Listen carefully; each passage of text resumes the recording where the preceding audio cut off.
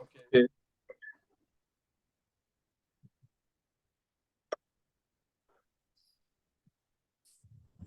So join.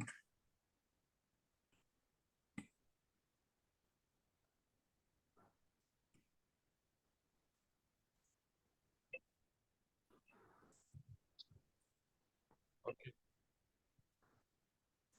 Now this question. Unsaturated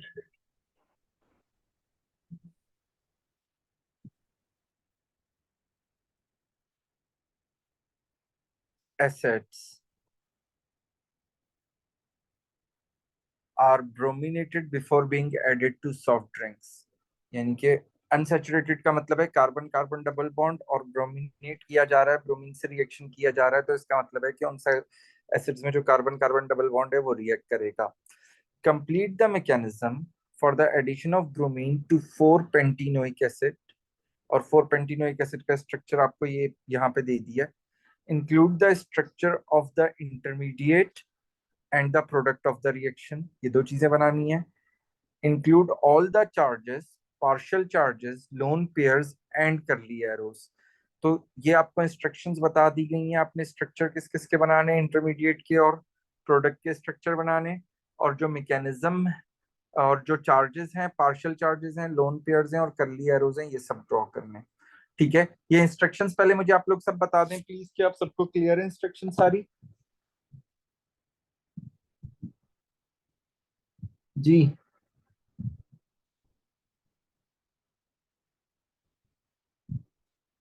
yes, are the instructions clear to everyone?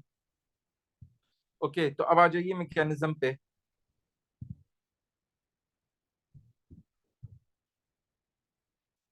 ये जो bromine जो double bond के closure होता है, इस पे पार्शियल पॉजिटिव चार्ज हम प्लेस करते हैं, और जो डबल बॉन्ड से अवे होता है उस पे पार्शियल नेगेटिव चार्ज प्लेस करते हैं.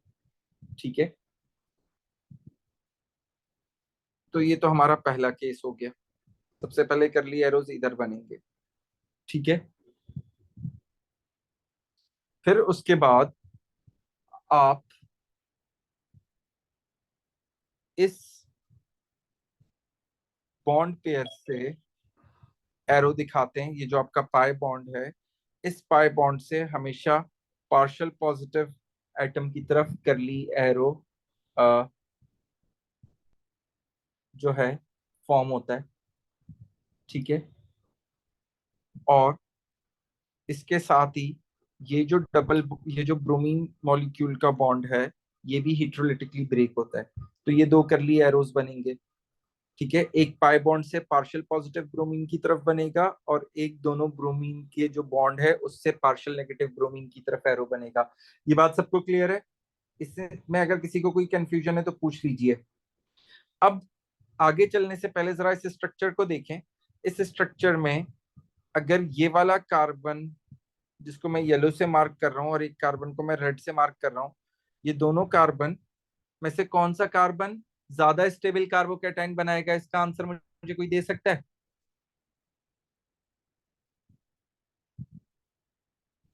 रेड वाला.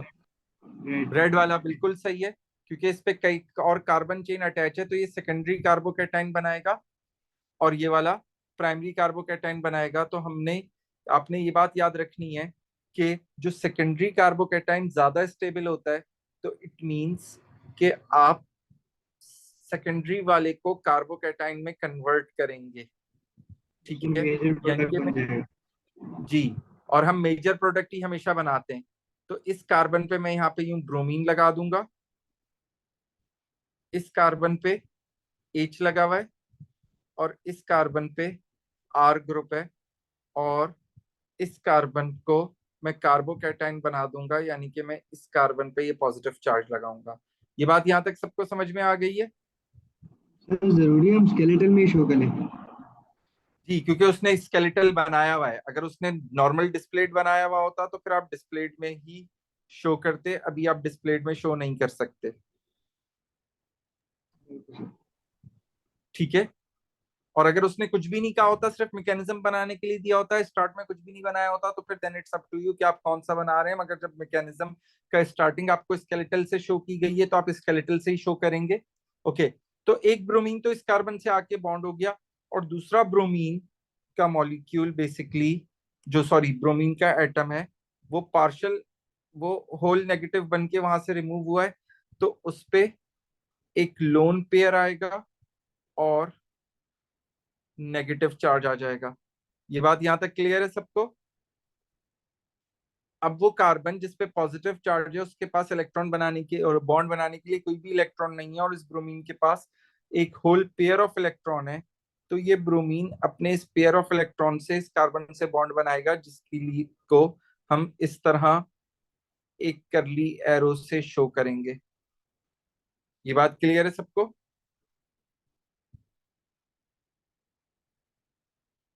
और इस करली एरो के बाद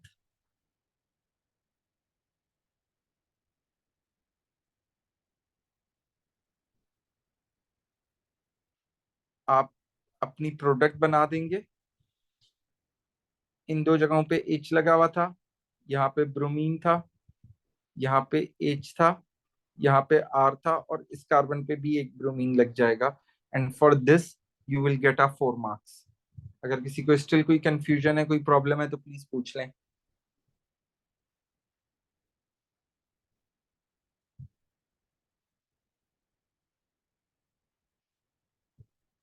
सर ये आपने ब्रोमीन ब्रोमीन नीचे बनाए हुए हैं, आप ऊपर बना दे तो भी कोई प्रॉब्लम नहीं होती?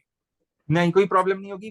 बस दोनों ब्रोमीन दो कार्बन एटम्स है ना जिनके बिटवीन डबल बॉन्ड है, तो उन दोनों में से एक ब्रोमीन पे एक कार्बन आएगा और दूसरे ब्रोमीन पे दूसरा कार्बन आएगा। बस इस बात का ख्याल रखना है कि जो आप कार्बोकैटायन जिस कार्बन को बनाएंगे वो वाला होना चाहिए, जो क्या होगा, ज्यादा स्टेबल होगा। सर कार्बोकैटायन क्या होता था?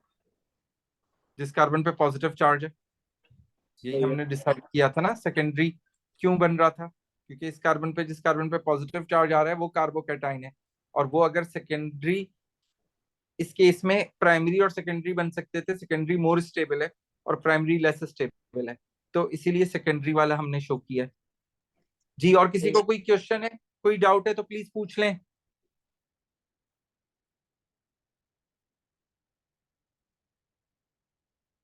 ओके,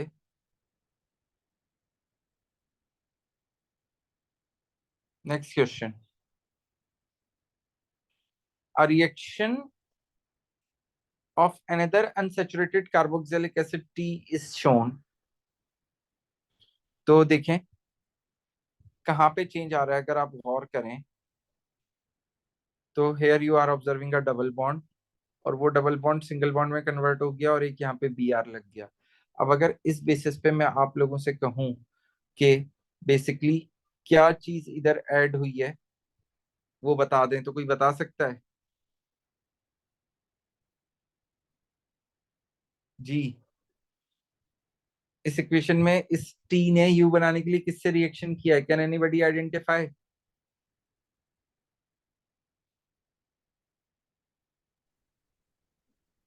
एक तो हमें निकल नजर और आ रहा है हीट, ब्रोमीन।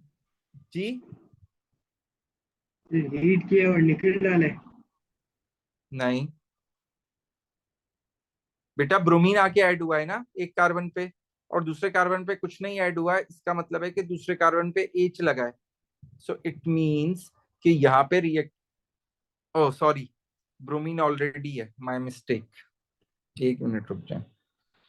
जी, आप सही कह रहे थे, साथ डबल बॉन्ड ब्रेक हो गया है। अच्छा, ब्रोमीन आपके पास पहले ही है, और यहाँ पे कुछ भी नहीं हमें दिख रहा। इसका मतलब ये है कि दोनों कार्बन्स पे बेसिकली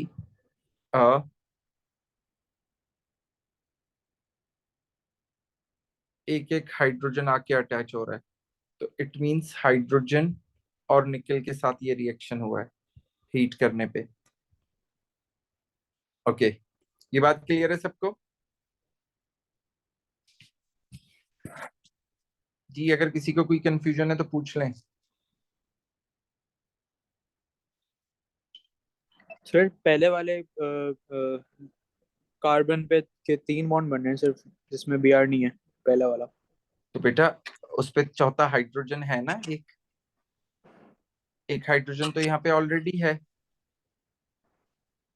स्केलेटल फॉर्मूला है ना ये। सही है। और इस रिएक्शन के रिजल्ट में एक हाइड्रोजन दोनों कार्बन पे आके लग गया। T is one of a pair of geometrical cis-trans isomerism. Draw the other geometrical isomer of T and explain why the molecules exhibit this form of isomerism. अगर आप T को देखें तो दोनों कार्बन्स के जो हैवियर ग्रुप हैं वो डबल बॉन्ड के अपोजिट साइड पर हैं, तो इट मींस ये T बेसिकली क्या है, ट्रांस आइसोमर है। तो मुझे इसका सिस आइसोमर बनाना है जिसमें मैं दोनों ग्रुप्स को सेम साइड पे रखूंगा, हैवियर ग्रुप्स को। तो उसके लिए मैं क्या करूंगा, मैं ये मैंने सी डबल बॉन्ड ओ बना दिया, sorry carbon carbon double bond बना दिया। एक मिनट रुक जाए, ये ट्रांस नहीं है, इससे से यहाँ पे C6H13 लगा हुआ है और यहाँ पे Br लगा हुआ है। COOH और C6H13 एक ही साइड पे थे, तो अब मैं COOH को अपोजिट साइड पे ले जाऊंगा, तो ये मेरा दूसरा आइसोमर बन गया। ठीक है, ये क्लियर है स्ट्रक्चर सबको? अगर इस स्ट्रक्चर में कोई कंफ्यूजन है किसी को तो प्लीज पूछ लें। क्लियर है। ओके, तो ऊपर वाले में दोनों के हैवियर ग्रुप एक साइड पर है। मैंने ब्रोमीन को इनिशियली हैवियर अज्यूम कर लिया था, मगर C6H13 is more heavier than bromine. तो ये ऊपर वाला सिस आइसोमर है और ये जो मैंने यहाँ पे बनाया है ये ट्रांस आइसोमर है। सर ठीक है, एमआर निकल के हैवियर लाइटर डिड्यूस होते हैं ना? जी बिल्कुल। तो C6 12 6 72, वो तो एक ब्रोमीन का जो है 80 होता है, तो 72 और 13 85, तो वो हैवियर हो रहा है C6H13। सही। ओके, अब उसके बाद उन्होंने पूछा explain why the molecule exhibit this form of isomerism. तो दो रीजन होते हैं, दो बातें होती हैं जिसकी वजह से सिस ट्रांस आइसोमेरिज्म शो होता है। एक ये कि रिस्ट्रिक्टेड रोटेशन, रोटेशन रिस्ट्रिक्ट हो जाती है, रिस्ट्रिक्टेड रोटेशन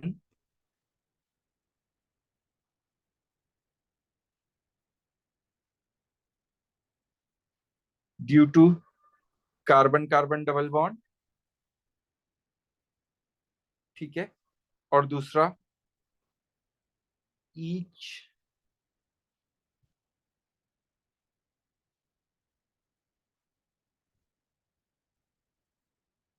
ईच कार्बन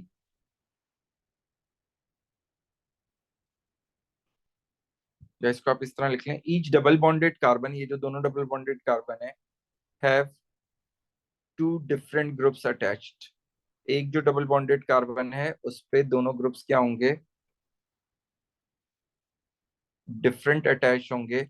ये दो कंडीशंस अगर होंगी तो वो सिस ट्रांस आइसोमेरिज्म शो करेगा, अदरवाइज वो सिस ट्रांस आइसोमेरिज्म शो नहीं करेगा। ये बात यहां तक क्लियर है?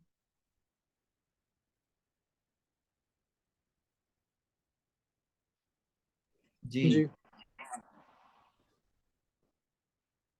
Identify the reagent used to convert T to you.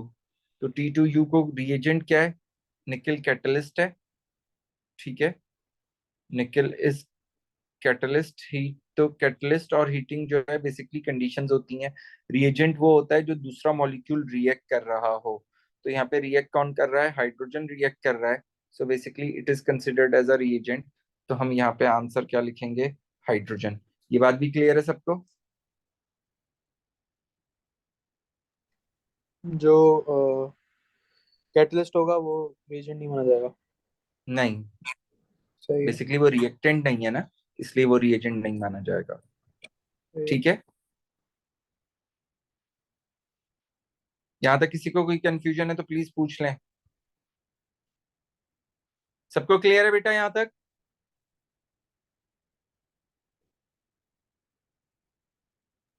Okay.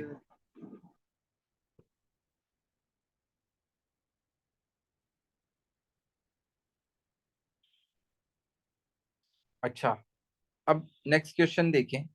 ये क्या कह रहे हैं, the CBr bond has an absorption between 500 centimetre inverse and 600 centimetre inverse in an infrared spectrum.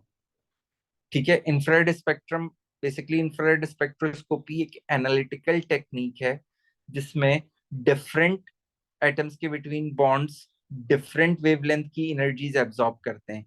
जिस तरह फॉर एग्जांपल उन्होंने यहाँ पे ये बताया, जो कार्बन ब्रोमीन का बॉन्ड है वो जो एनर्जी एब्जॉर्ब कर रहा है वो 500 से 600 सेंटीमीटर इनवर्स वेवलेंथ पे है।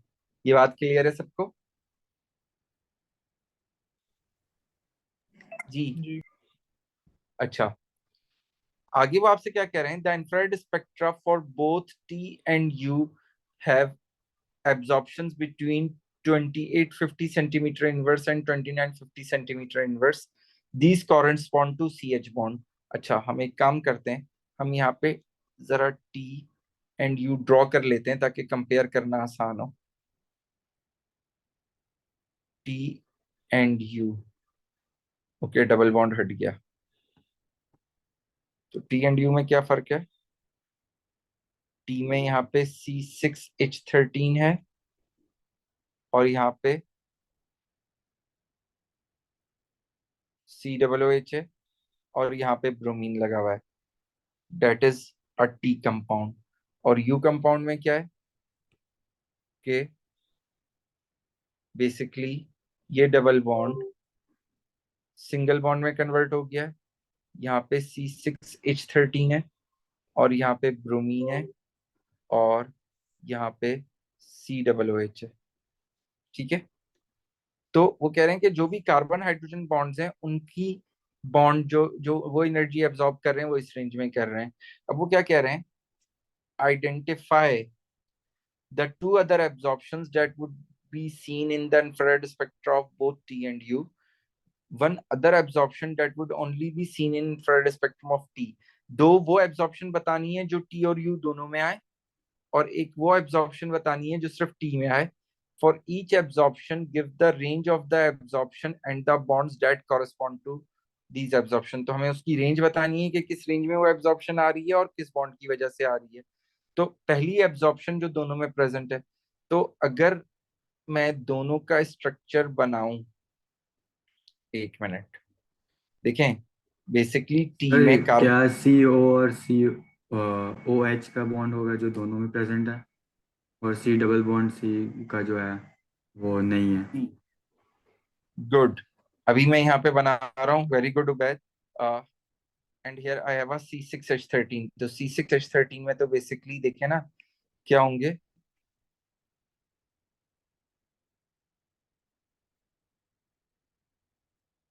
3 4 5 एंड 6, ये सारे हाइड्रोजन हैं.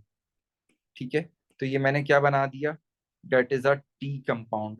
और अगर मैं यू बनाऊं तो यू क्या होगा,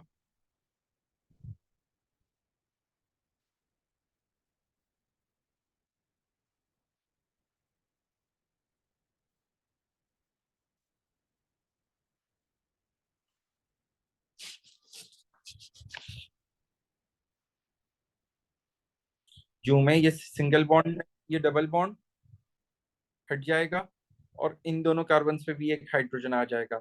तो देखें, मैं ग्रीन से उनको मार्क करने लगा हूं. ओके सॉरी, यहाँ पे दोनों में क्या है, ब्रोमीन लगा हुआ था. ठीक है, ग्रीन से मैं वो मार्क करने लगा हूं जो दो उन्होंने सिग्नल्स हमें बता दिए हैं. एक एब्जॉर्प्शन उन्होंने हमें क्या बता दी है कि कार्बन ब्रोमीन की एब्जॉर्प्शन आएगी, और दूसरी उन्होंने बता दी कि जितने भी कार्बन हाइड्रोजन हैं उन सब की एब्जॉर्प्शन आएगी. ये दोनों तो उन्होंने, we they have well informed us about these two kinds of absorption, तो हम इनको तो कंसिडर नहीं कर सकते. अब उन्होंने बोला कि वो एब्जॉर्प्शन जो दोनों में सेम है, तो देखा जाए तो सेम कौन सी है उबैद, आप दोबारा रिपीट करेंगे? Sir C double bond O और ओ एच। गुड, एक तो ये वाली एब्जॉर्प्शन दोनों में सिमिलर है, सी डबल बॉन्ड ओ की, और और दूसरी ओ कौन सी एच। एब्जॉर्प्शन दोनों में सिमिलर है, ओ एच की. अच्छा, तीसरी देखा जाए तो तीसरा कौन सा, एक और बॉन्ड भी दोनों में सिमिलर है जो कि कार्बन ऑक्सीजन का सिंगल बॉन्ड है. तो ये तीन वो बॉन्ड्स हैं जो दोनों में सिमिलर हैं और जो एग्जामिनर ने मेंशन नहीं की है. तो इसका मतलब ये हुआ कि इन तीनों में से हम कोई से भी दो बॉन्ड्स एब्जॉर्प्शन 1 और एब्जॉर्प्शन 2 में बता सकते हैं. ये बात क्लियर है सबको?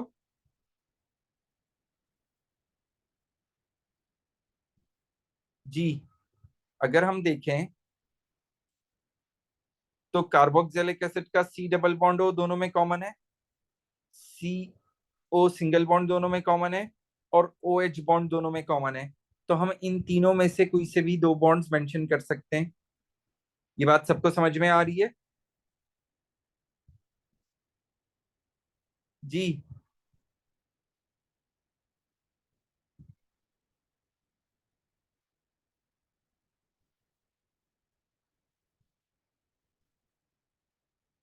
जी, अगर इसमें किसी को कोई कंफ्यूजन है इस बात में तो प्लीज पूछ लें।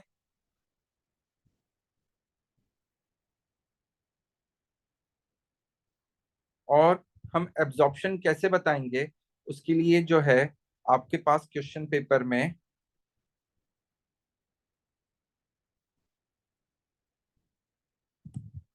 आपको ये टेबल दिया हुआ होगा। अभी आपको टेबल दिखा देता हूँ, ये वाला टेबल।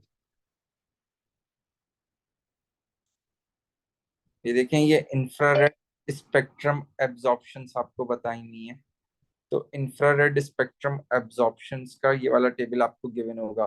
तो देखें, कार्बोक्सिलिक एसिड का जो सी डबल बॉन्ड ओ है उसकी एब्जॉर्प्शन कहाँ पे आ रही है?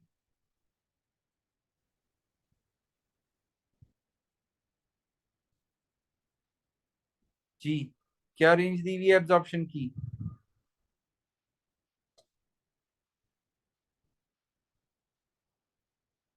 और सीओ जो ओ एच जो सीओ ग्रुप है उसकी एब्जॉर्प्शन की क्या रेंज दी हुई है? 1040 से 1300। और ओ एच जो कार्बोक्सिलिक एसिड का है उसकी क्या रेंज दी हुई है? 2500 से 3000। तो हमने इन्हीं में से कोई से भी दो मेंशन करने हैं। तो आप कैसे मेंशन करेंगे? जिस तरह अभी हमने डिसाइड किया कि दोनों में C double bond O common है, तो वन एब्जॉर्प्शन अगर मैं सी डबल बॉन्ड ओ की ले लेता हूँ तो मैं ये लिख कहूंगा, absorption one present in both spectra is, जैसा कि हमने देखा, सी डबल बॉन्ड ओ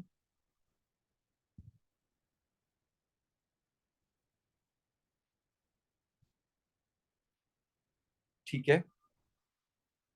और कहाँ पे आ रही है ये सी डबल बॉन्ड ओ की? कार्बोक्सिल की 1670 से 1740। At 1670 to 1740 centimetre inverse.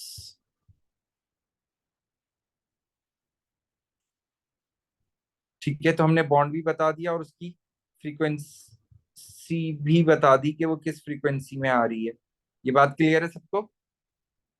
दूसरी कौन सी ले सकते हैं? फॉर एग्जाम्पल, अगर जिस तरह अभी हमने देखा कि कार्बोक्सिल का जो ओ एच है उसकी वो क्या आ रही है, 2500 से 33,000। तो second absorption to present in the spectra. तो यहाँ पे मैं क्या लिख सकता हूँ? इस O H at 2500 to 3000 centimetre inverse. जी, ये बात सबको समझ में आ गई?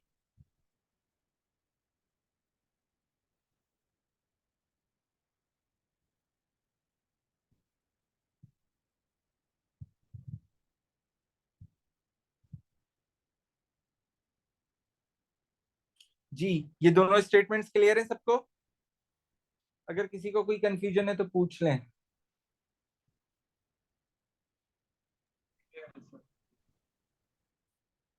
ओके, अब देखें दोनों में अनकॉमन क्या है। दोनों में वो बॉन्ड जो कि उन्होंने क्या बोला है, absorption only present in spectrum T, यानी कि हमें वो बॉन्ड आइडेंटिफाई करना है जो स्पेक्ट्रम टी में है और स्पेक्ट्रम यू में नहीं है। तो you can see there is a carbon carbon double bond that is present in spectrum C, and that carbon carbon double bond is not present in spectrum U। ये बात clear है सबको? जी। जी। तो अगर आप कार्बन कार्बन डबल बॉन्ड की value देखें, here it is C double bond C, और इसकी वैल्यू आपको क्या दी जा रही है, 1500 से 1680। तो आप इसको मेंशन कर सकते हैं यहाँ पे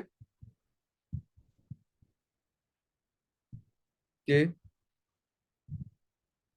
absorption only present in the spectrum of T is at क्या रेंज थी 1500 to 1680 1500 to 1680 centimeter inverse